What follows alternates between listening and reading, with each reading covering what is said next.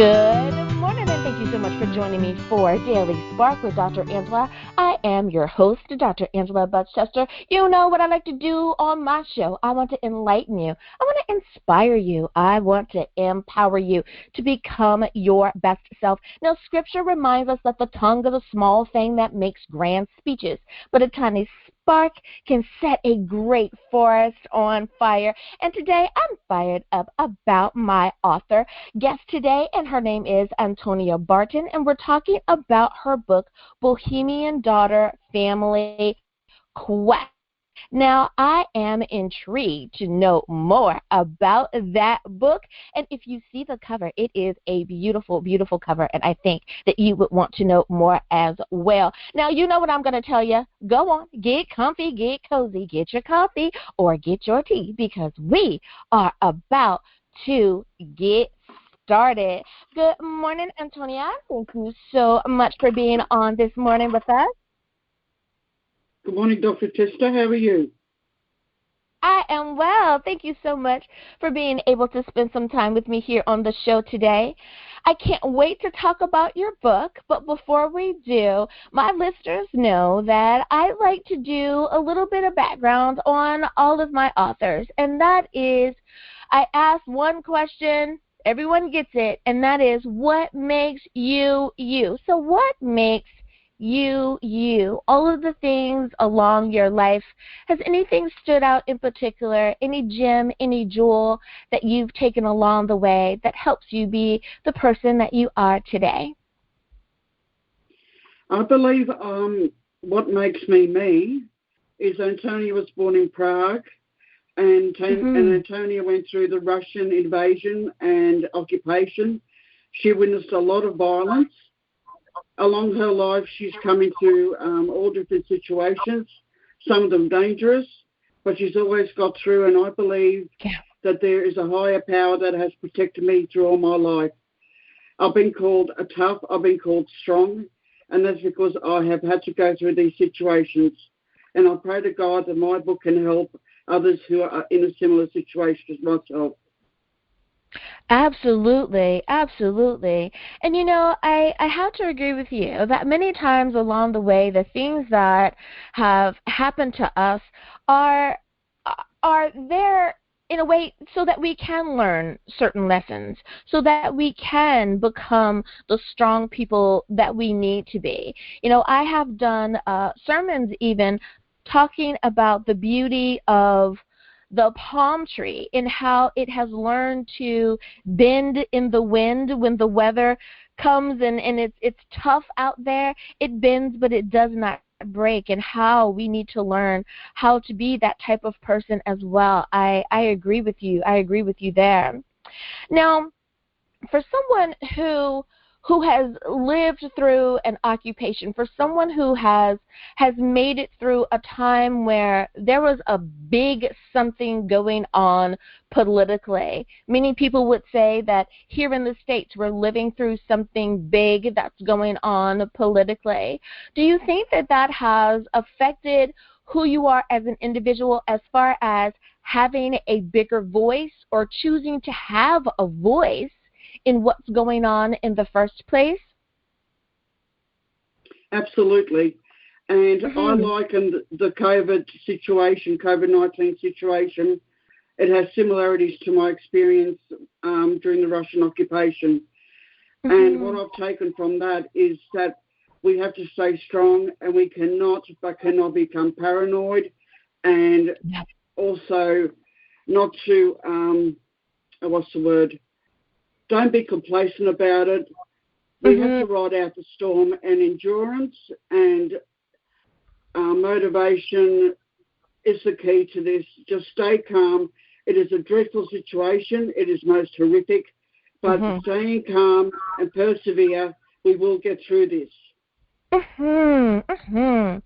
Thank you for that bit of advice, because that is definitely needed. I think that here so many people are starting to almost get like cabin fever, get like quarantine fever. Like they're so ready to be out and about, and they're forgetting that we don't have a vaccine yet. So it's like slow down, everyone. It's like calm down. It's going to be okay, but let's be wise at the same time. I definitely understand.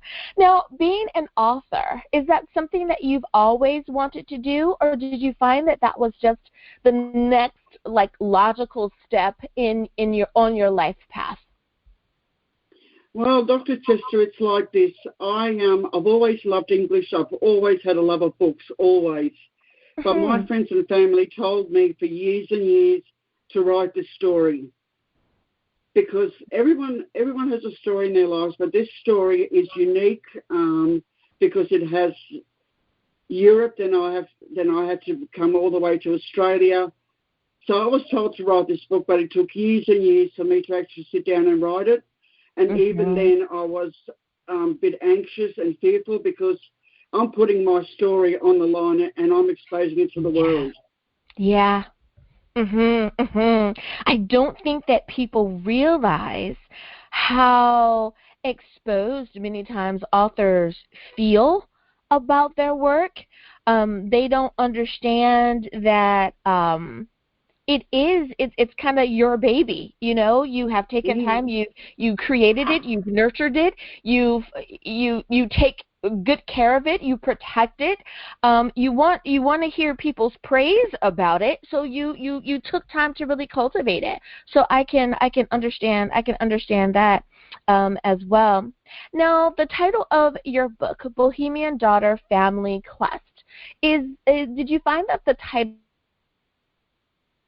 of the book came to you first, or did you find that the title was kind of developed out of your writings? How did you select the title? Well, I had help from my publisher, or the people who are helping me to publish this book. They're West Point Media and Printing, and they're in New York. And these wonderful people helped me come to the cover, both design of it and the name. I mean, it was brain work. It was together that we had to work on this, because picking a title of a book is very, very hard, especially in a situation, because, as I've said, it has a lot of aspects to it. But people have been wonderful, and yes, the design is just phenomenal. I love it. It's a very captivating cover. I don't know if it's because of the color choice, or if it's almost like an HD picture, if you will. Like you know that it's, because it's a cover, you know that it's a picture, but it's so vibrant. It is just absolutely beautiful the way that it captures the river there. It is gorgeous. Now, I understand that you can't, tell. Go ahead. I would call it rustic almost in design. I can understand that, especially with the color choice. It's beautiful, absolutely beautiful. But that's why we trust the people that do what they do, right? It's like the illustrator, the people who do covers. That's what they do, and at the end of the time, you're like, absolutely, this is beautiful. So I totally get it. Now, with the character of the book, now I realize that you cannot tell us all of the tidbits. Yes, that's right, you guys. I'm going to say it. You have to purchase a copy of the book to get all of the tidbits. But can you tell us a little bit about the story or the theme of the book itself? Well, Dr. Chester, it's like this. It started with Anttonia as a 9-year-old child in Prague, then being kidnapped by her biological mother and stepfather to Australia, the other side of the world, leaving my biological father behind, who knew nothing about me being taken all the way to the other side of the world. So I barely knew my father, because I was 2 years old when they divorced. And my mother was, I've got to say this, a very dreadful person. Anyway, I spent my childhood in basically, it was abusive, it was violent, it was wrong. And then when I finally left home, I worked, but then all of a sudden, something clicked inside my head and said, you've got to go to London. It was a message. You have to travel to London. So I packed all my things, sold everything, bought a 4-litre backpack and travelled to London on a one-way ticket. Never did it before.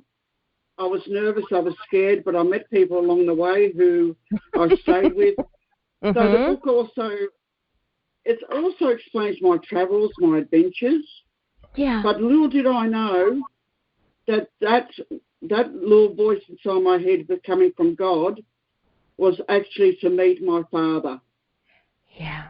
Who was behind the Iron Curtain. I didn't get in there straight away, but there was a man in London who was a very close friend of his, and through him I finally got to my father. Wow. Who then dies on me a year and a half later of cancer. Oh. So I was absolutely devastated. Grief-stricken is an understatement. I had an emotional breakdown. And my life hasn't been the same, Dr. Chef, so I haven't got over it. Yeah. I just... So it was a journey to find my father. I love how life has a way sometimes of unfolding itself, little beknownst to us, that it's going to ultimately be the way that it's going to turn out, but it ends up being that way. And it is just amazing at how we are able to grow from the things that happen to us, and sometimes with us, like I said, even though we don't realize that it's happening there. Now, with writing a character that is based so much on one's personal experience, do you find it challenging to determine what to include or what to keep out of the story? Like, do you decide, like, okay, I need to tell a little bit more here so that they'll understand the point I'm trying to make on page 100, or should I not tell it here and wait till I get to page 100? How do you make that determination? Well, I try not to dribble or prolong or make it very lengthy. I put in the story to capture the story without extra, extra words that make it longer or more boring. I've tried to capture the actual spirit of the story, which I hope I have done, without making it very long and fluffy and, dragging it out. It's to the point, which is my personality, but it captures the spirit of the story. And it adds, a bit of my experiences, my adventures, which sometimes are funny, sometimes are sad. So I'm trying to make it as interesting as possible without, as I said, prolonging it or making it into War and Peace, if you like. Right. Right. Oh my goodness. It's like it's awesome. It's great, but boy, is it long. You are so right. It's really interesting because when I do my podcast and I talk about a person's book and I do a spotlight about their book, I will say things like, well, this is a good read. It's a meaty read. And then there are some books, like you say, that are like 300 or 400 pages long. And I say, this is a book that you're going to spend quite a bit of time with. Now it's a little different because most people are working from home, but like you say, you don't want it to drag on longer than it needs to be, and I think most readers appreciate that. I love it. Well, Anttonia, it is almost time for us to go to break, but before we do, if you could please remind everyone, what is the title of your book, where can we get a copy, and how do we stay in contact with you? The book title is Bohemian Daughters Family Quest. You can get my book on Amazon. I believe it's also available online. I haven't been told where yet. Ingram are the publishers. West Point in New York, and my wonderful people have helped me put this together, did the graphics, etc. I am on Facebook, Sonia Preston. But I'm also got a website, bohemiantruestories.com. Absolutely. Alrighty, everyone. Now you know where you can get a copy of the book. We'll be back right after.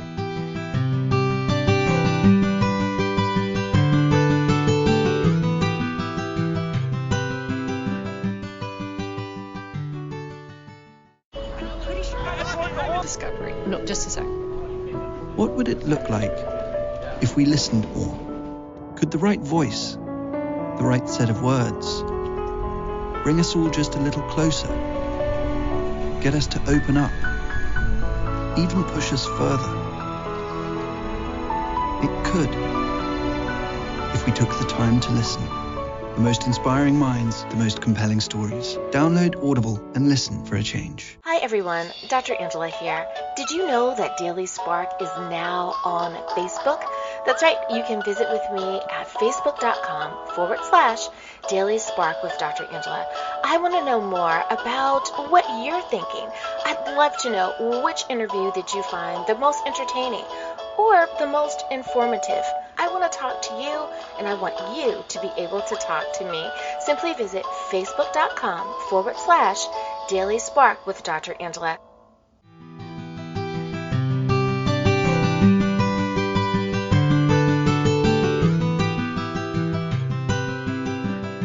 And we are back. Thank you so much for joining me for Daily Spark with Dr. Angela. I am your host, Dr. Angela Chester. My guest today is Anttonia Barten, and we are talking about her book, Bohemian Daughter Family Quest. And, you know, I love a good book. It really, really keeps you intrigued and then want to read it from cover to cover. Now, when it comes to the overall message of your book, was there a particular message that you want to make sure that any reader who picks up a copy, is there a particular message that you want for them to leave having read your book? Endurance, perseverance, and never, ever give up, because as it may be tough, it may be dark, but there is a light at the end of the tunnel, and it does come about, and you are rewarded in the end. I love that. You are so true with perseverance. I think that for so many people, we live in such a different time in that the experiences of one's life is now a little different than perhaps of another generation. I was having that conversation the other day. My grandmother, being born in 1907, experienced not only going through the 1918 Spanish flu, but the Depression, and then going and seeing the women's rights and civil rights and a man going to the moon and all of that. And then my great-grandmother, of course, the difference in being someone who was English born, but then decides to come here to the States, and how much she was able to pull from her culture and to be able to impart into the family and keep us strong, but yet make sure that we never forgot about, you know, who we are and where we come from, and how family gives you a certain sense of who you are. But family isn't always blood. Family is also those that simply love you and care about you. So you're so right that perseverance is a beautiful, beautiful thing that I think that we need to have. Do you think that this generation and future generations have an understanding of what it means to be able to persevere, to be able to get through those hard times and still keep your wits about you? Well, Dr. Chester, I actually believe that this generation, and I'm talking also about my son, are too soft. They're muddy coddled. They don't. No, it's true. They think everything's handed down to them. But now you're hit with COVID-19. It is hard, and they're freaking out. They don't know what the hell to do, or how to do it, or how they're going to survive. They don't know, and that is hard. And I feel for a lot of people, but I've got to say this: people have to toughen up. Toughen up, princess. They have to. We will get through this. It will happen, but we have to. But have to persevere without freaking out or being paranoid. Yeah, toughen up, princess. I would say to this generation. You know, I love the interviews that I have done with so many people that give that particular perspective. I love spending time with those who are of a generation that is different than my own, because it does. You're reminded of those lessons that someone that has come before you has already lived through, and they've lived through successfully. It may not have been easy, but they lived through successfully, and they're able to pass on that wit and wisdom. Do you think that in your book, that while you were writing, that even though you were discussing something that may have been tough, that you were purposeful in including those you can make it moments in the book, so that the reader can not only experience the journey with the character in the book, but is encouraged to finish the book as well, because there is a finish point? Absolutely, Dr. Chester. This is how I wrote the book. So my readers are basically living through my eyes. Yeah. They're seeing what I went through. I put it in such a way that it's concise. The readers are seeing through my eyes what I went through. And at the end of the tunnel, at the end of the story, it comes to a conclusion. Not a good one, because my father passed away. Yeah. But it does come to a conclusion. But they go through all my travels, all my experiences, all my adventures. It's written in that way so that they relate to it very well. Absolutely.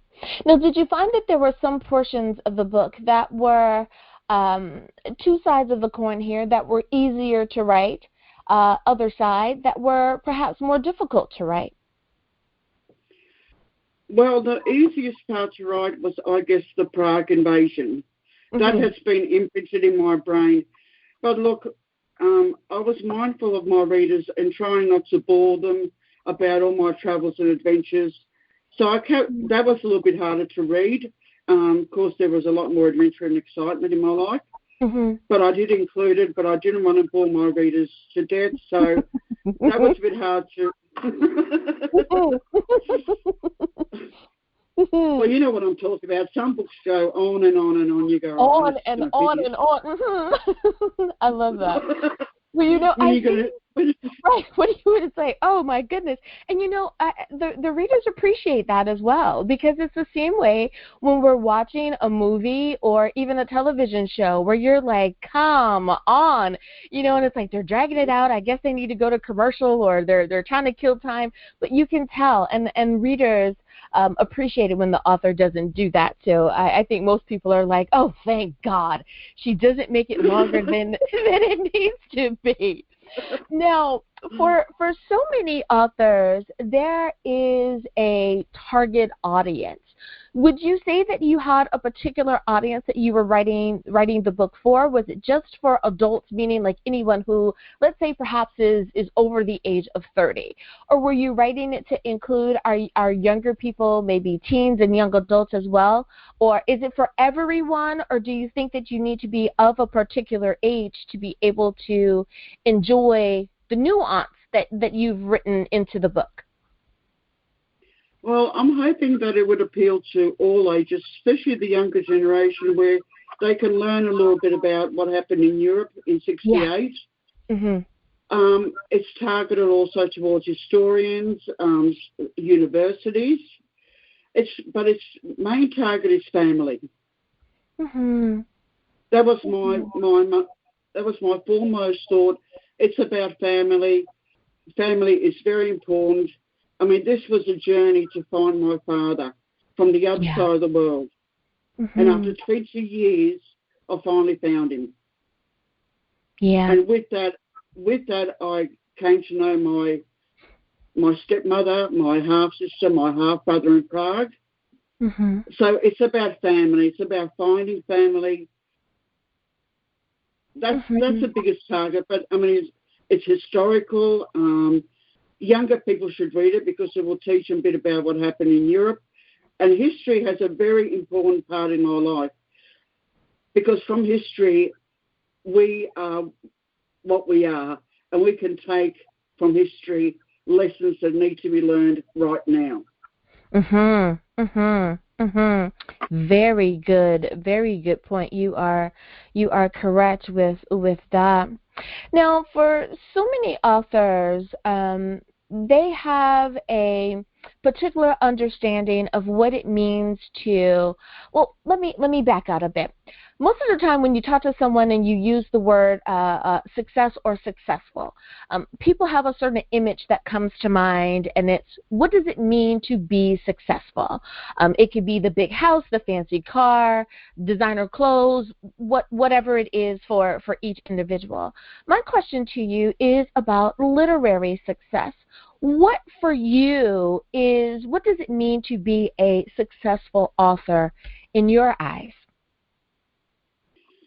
Well, there's two sides to the successful story. Number one, I pray to God that it will help people, my book. But of course, as an author, you do pray and hope that it'll be successful, that you will sell copies. How many, I don't know. Right. But money to me is important. Of course, it's to everybody. But that wasn't the prime reason or target I wrote this book. I wrote this book to help others by putting my experiences online for people to read. But I do pray, yes I do, that people will buy the book and they will read it and they will enjoy it and it will help them. I have to agree with you on that. And, you know, that's, I think, one of the things that I really love about the people that I have been privy to be able to interview is that most of them, it is not about the monetary gains. You know, it's not, I'm trying to sell 1 million books, though that would be nice. The goal, however, is not to just be there for the money. It's I'm trying to share a story. I am trying to, you know, enlighten people so that they will grow from my experience.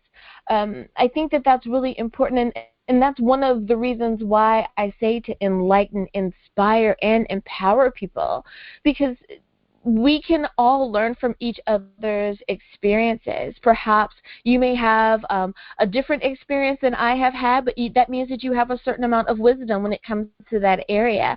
And then you can be the consultant. You can be that shoulder. You can be the leader when something like that comes up. And I think it's an awesome way for us to figure out how can we communicate with each other, how can we connect to the next person and be able to continue moving forward in our passion. I think that's a beautiful thing. I love it. I love it.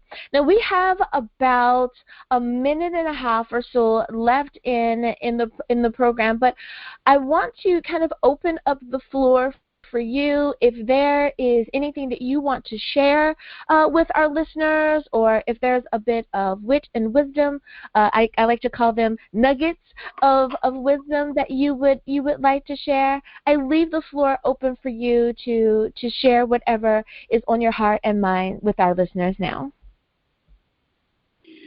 Thank you, Dr. Chester.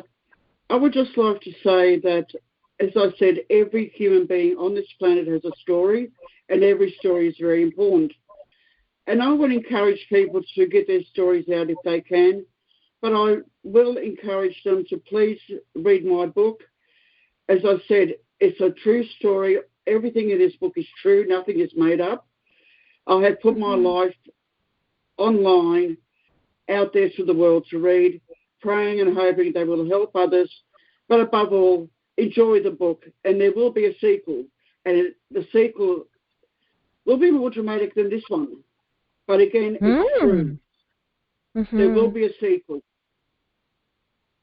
Thank you, Dr. Chester. Well, you are so welcome, and thank you for coming on and spending time with us today and letting people know not only about your story, but they're able to have a bit of history without, they're learning without them knowing that they're learning all at the same time, and making that learning fun. So thank you so much for sharing your story with us today. I have really enjoyed my time with you. And of course, you'll have to come back when the next book is ready. Absolutely. Absolutely. Dr. Chester, you are delightful. You are one of the best interviewers I have been with. I have done one other interview with your community radio in Australia. You are an absolute delight.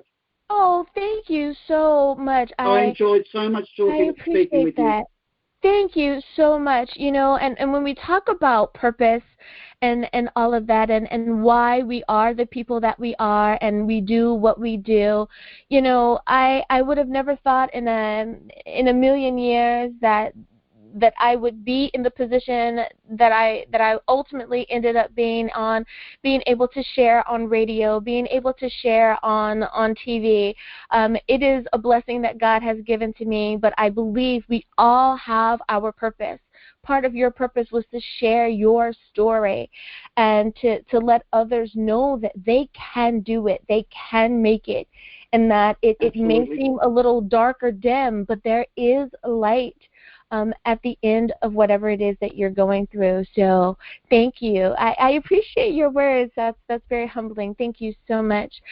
If you can, before I let you go, though, please remind everyone one last time the title of your book, where can we get a copy, and how do we stay in contact with you? The title is Bohemian Daughters Family Quest. It's available from Amazon. Ingram's the publisher. My website is www.bohemiantruestories.com, and I'm also on Facebook, Sonia Preston. And I will give my mobile, but please, I ask that people don't abuse it. In other words, only people who are sincere. It is 0418 434 687. And God bless everybody, Dr. Chester, especially you. And please keep faith, because faith has got me through some very tough times. Absolutely. Amen to that.